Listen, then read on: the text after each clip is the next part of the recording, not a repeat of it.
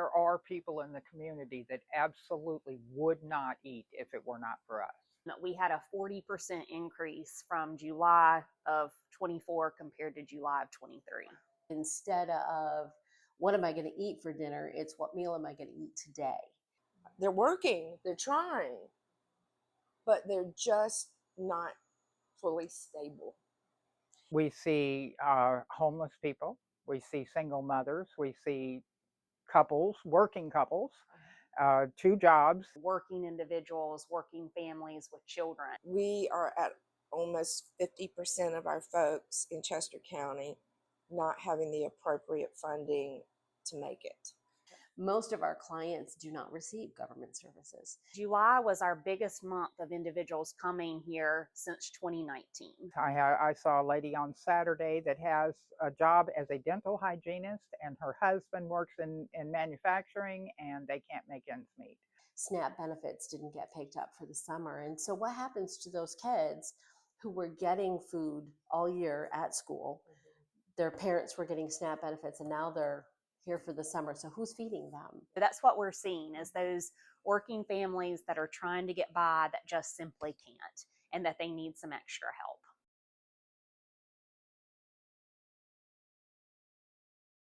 We have a lot of friends in the community, and we may not be your person. We know who your person should be that's going to make a difference for you.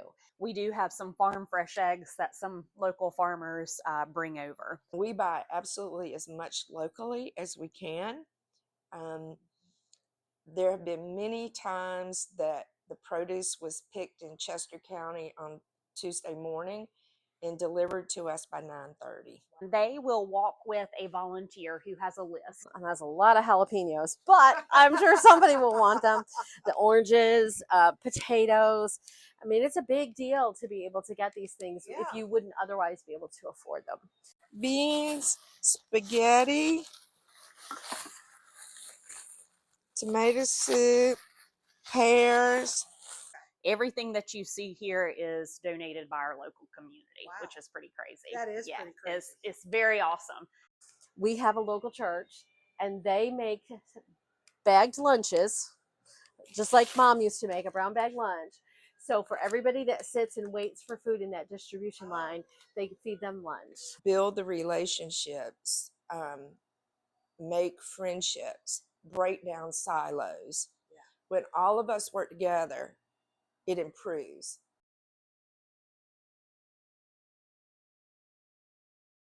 We have a Band-Aid effect. They come in because they're hungry and we give them food. They come in because they don't have clothes and we give them a clothing voucher. That doesn't really do anything to lift them up. All it does is make us sleep better at night and makes them sleep better for 30 days. The new building is going to have a huge community room. We don't just have this pantry, we also have a once a month countywide food distribution that we manage.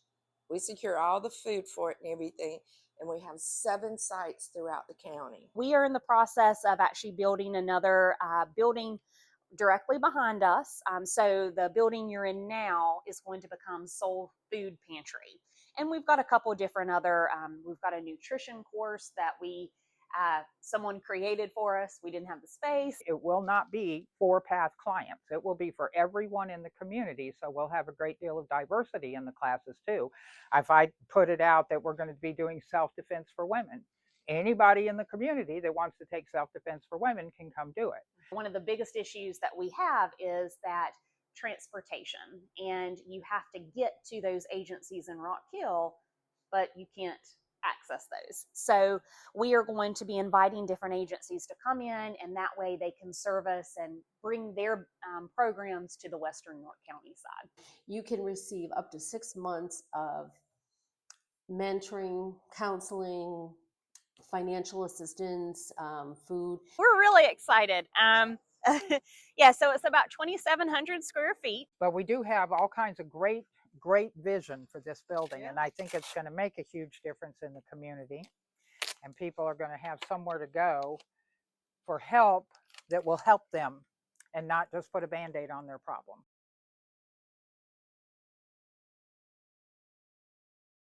When you give us $1,000 plus through Providence, we're able to stretch that money like crazy. We work to stretch that money. If I got money from Dimes for Hunger, had enough of it this year, I would buy milk with it. Okay. Because we give cereal, Right. and they can't afford the milk. So I like that shelf life milk, the kind that goes on the shelf. And whenever I get the opportunity, when I get some extra money, that's what I go buy. So we try to have eggs and cheese and yogurt. Again, we really want to, we're going to spend our dollars very specifically. I believe in stewardship, but I believe that if we can get canned goods elsewhere, we can focus our dollars on that kind of stuff. I think you should know how much we appreciate what Providence does. You know, the Presbytery has been incredible to allow us to be a part of this. It's been incredible that you're helping us spread the word about what we're doing, but also what our needs are. Around 10:30 today, the first delivery will come in of the fresh fruits and vegetables. We're pretty proud of being able to recover this food that would otherwise go into the dumpster. We have spent tens of thousands of dollars already this year, and we haven't even had cold weather yet. This is the August pantry needs list. So you'll see, you know, canned beans, cereal, diapers. Any food pantry that is able to receive extra funding will be doing nothing but helping the people of their county. The struggle is getting bigger, and the divide between those getting services and those who can and take care of themselves is getting bigger.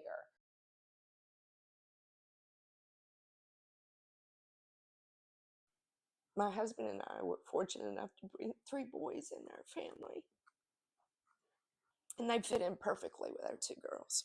Perfectly.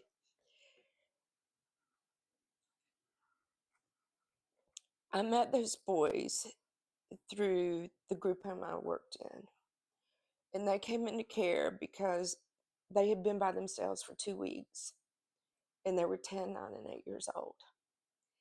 They ran out of food, and my oldest son would get the boys up in the morning to go to school, and they would stop by the grocery store and go in and get a loaf of bread, a package of cheese, a package of ham, and a gallon of milk, and go out on the sidewalk and eat and drink. And then they would go to school, and they would have breakfast, and they would have lunch, and then they didn't have food again until the next morning. No child should be hungry. My boys were stealing the food every day from that grocery store. And luckily, people put 2 and 2 together, and they were able to get DSS involved. They were able to get law enforcement involved, and my boys came into care.